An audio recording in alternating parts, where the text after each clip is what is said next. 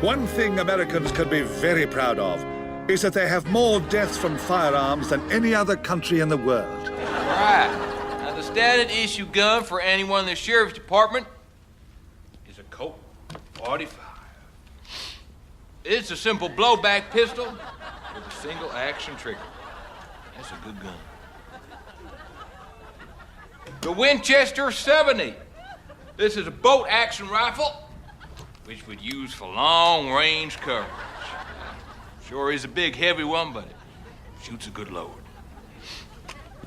Now, as you probably realize, this is a machine gun, the Bushmaster A3. Now, you really gotta know what you're doing when you hold a big, powerful weapon like this, or it'll spray everywhere.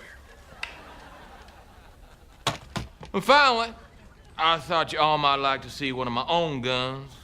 I got a small personal collection of 2,000 guns. This is the Barrett 50 caliber, the biggest semi-automatic weapon you can buy. It's a beast. Oh.